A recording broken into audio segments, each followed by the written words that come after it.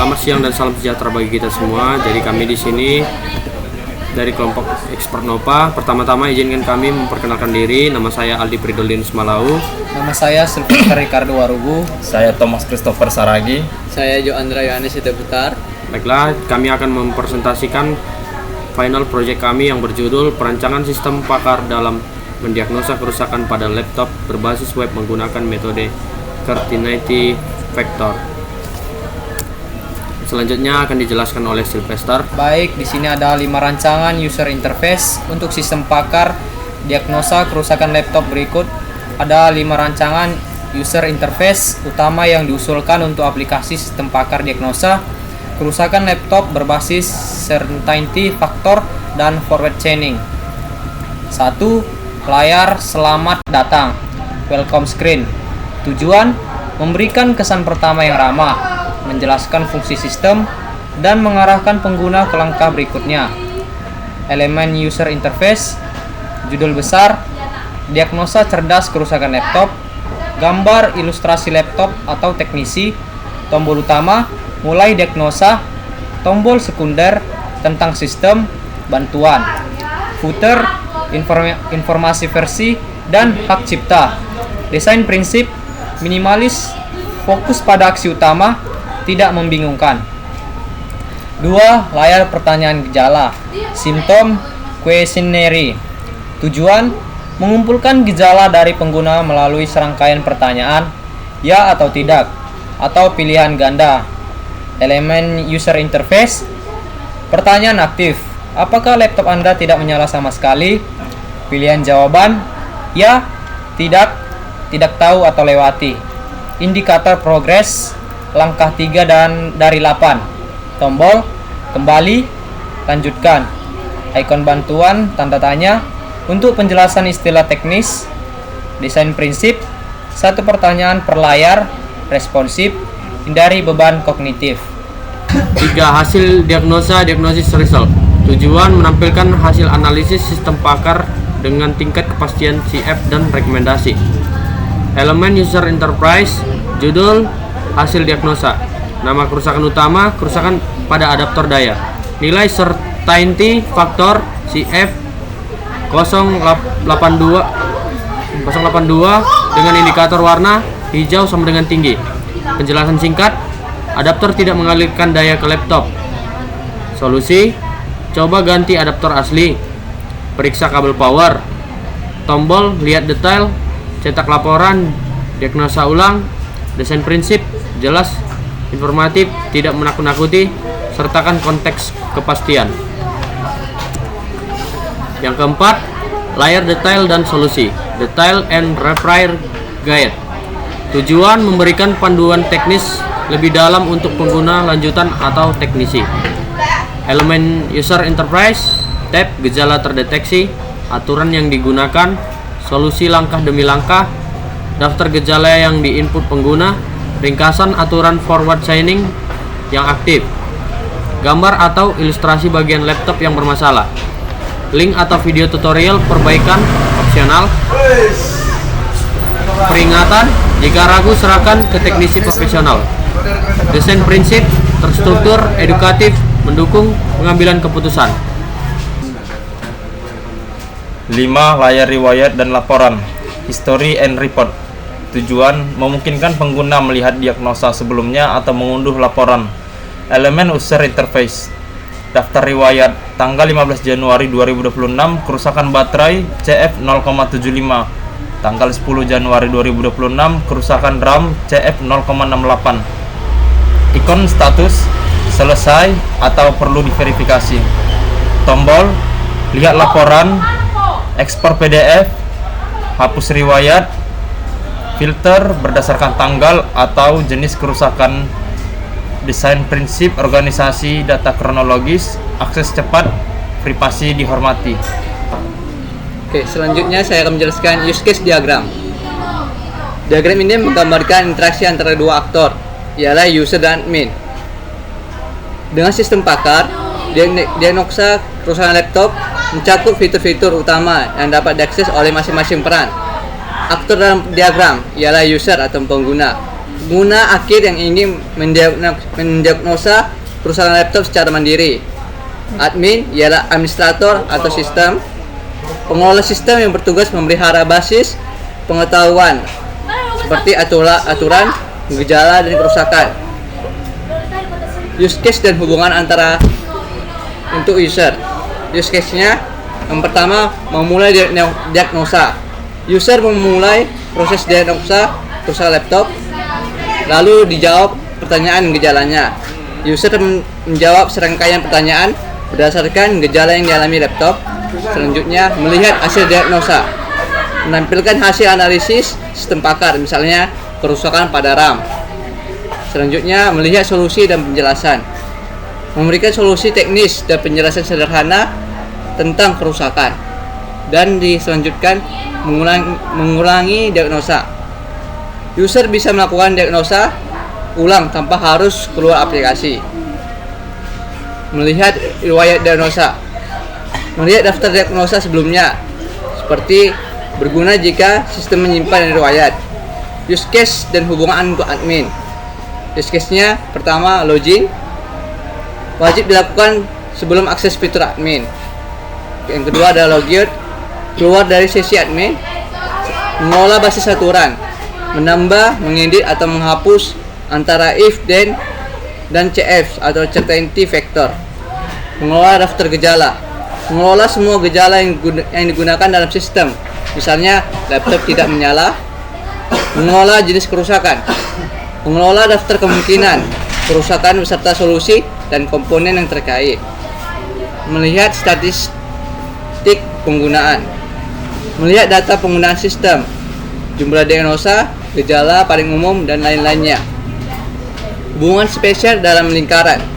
Yang pertama, login dan mengelola basis aturan.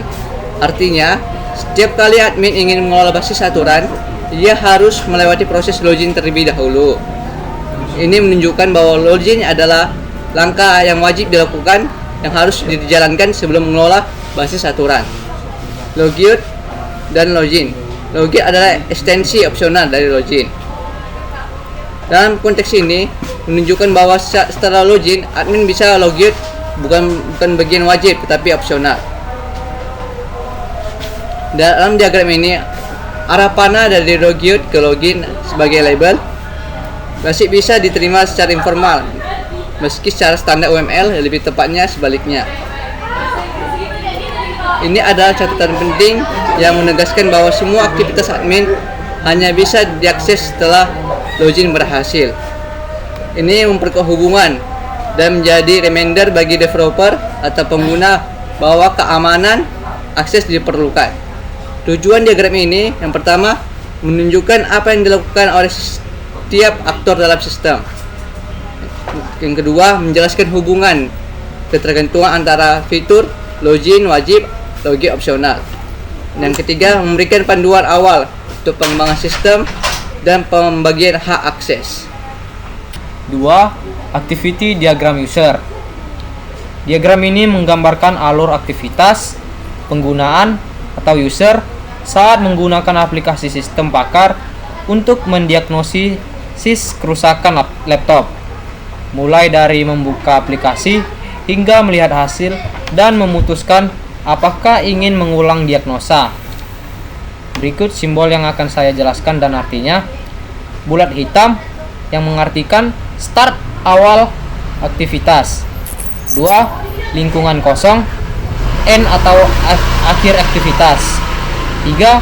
Persegi panjang dengan sudut membulat yang artinya aktivitas atau proses. 4. Diamond yang artinya keputusan atau decision. Panah yang mengartikan alur kontrol atau flow. Alur aktivitas lengkap step by step. 1. Start. Proses dimulai ketika user membuka aplikasi. Lalu, tidak ada prasyarat, bisa langsung diakses tanpa login. 2. Menampilkan layar selamat datang. Aplikasi menampilkan halaman pembuka dengan pesan sambutan. Lalu, biasanya berisi judul sistem, logo, dan tombol utama seperti mulai diagnosa. 3. Pilih mulai diagnosa. Keputusan pertama, apakah user ingin melanjutkan? Ya, lanjutkan ke inisialisasi sesi. Tidak, proses berhenti atau end. Ini adalah titik exit point jika user tidak ingin melanjutkan. 4. Inisialisasi sesi. Reset CF, muat aturan. Sistem, mengatur ulang nilai. Certainty factor atau CF menjadi 0. Memuat basis aturan knowledge base yang digunakan dalam forward chaining. Menyiapkan daftar gejala awal untuk ditanyakan. Ini penting agar setiap sesi diagnosa bersifat independen dan tidak terpengaruh sesi sebelumnya. 5.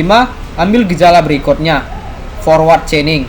Sistem menggunakan metode forward chaining dari fakta atau gejala yang sudah diketahui. Aktifkan aturan, dapatkan hipotesis baru, dan cari gejala berikutnya. Jika belum ada gejala yang diketahui, ambil gejala awal dari basis aturan. Ini adalah dari sistem pakar. Inti dari sistem pakar, mengumpulkan fakta secara bertahap untuk mencapai kesimpulan. 6. Tampilan pertanyaan gejala. Sistem menampilkan satu pertanyaan gejala ke user. Misal, apakah laptop menyala? Pertanyaan disajikan dalam forward sederhana, ya atau tidak. 7. User jawab ya atau tidak. User memberikan respon. Jawaban ini akan menjadi fakta baru yang digunakan untuk memicu aturan berikutnya. 8. Hitung dan akumulasi CF. Sistem menghitung certainty factor atau CF untuk setiap kemungkinan kerusakan berdasarkan jawaban user. Menggunakan rumus kombinasi CF. Misal, CF sama dengan CF lama plus CF baru kali 1 kurang CF lama. Nilai CF diperbarui dan diakumulasikan untuk setiap hipotesis kerusakan. 9. Masih ada gejala lanjutan. Keputusan kedua, apakah masih ada gejala yang perlu ditanyakan? Kalau ya, kembali ke langkah 5, ambil gejala berikutnya. Tapi kalau tidak, lanjut ke penentuan kerusakan. Ini adalah flop utama dalam forward chaining. Sistem terus bertanya sampai tidak ada lagi gejala relevan atau threshold CF tercapai. 10. Tentukan kerusakan dengan CF tertinggi. Setelah semua gejala diproses, sistem memilih kerusakan dengan nilai CF tertinggi sebagai hasil utama. Ini adalah kesimpulan akhir dari proses inferensi. 11. CF 0,6. Keputusan ketiga, apakah tingkat kepastian cukup tinggi? Kalau iya, tampilkan hasil dan solusi. Tetapi kalau tidak, tampilkan pesan kemungkinan rendah, perlu pemeriksaan teknisi. Threshold 0,6 adalah batas umum dalam sistem pakar. Artinya, CF 0,6 diagnosis cukup meyakinkan. CF 0,6 diagnosis tidak pasti, perlu intervensi manusia. 12. Tampilkan hasil dan solusi. Jika CF tinggi, sistem menampilkan nama kerusakan, misal kerusakan pada RAM, nilai CF akhir, misal 0,82. Solusi atau rekomendasi, misal coba ganti modal RAM. Penjelasan singkat. 13. Tampilkan kemungkinan rendah, perlu pemeriksaan teknisi. Jika CF rendah, sistem memberi peringatan. Diagnosis tidak yakin. Disarankan untuk membawa ke teknisi profesional. Mungkin juga menyarankan gejala tambahan yang bisa dicek. 14. User pilih diagnosa ulang. Keputusan terakhir, apakah user ingin melakukan diagnosa baru? Kalau ya, kembali ke langkah 3, inisialisasi sesi atau loop. Kalau tidak, proses berhenti atau end. Oke, cukup sekian hasil presentasi final project kami. Jika ada kesalahan, kami mohon maaf. Kami ucapkan terima kasih.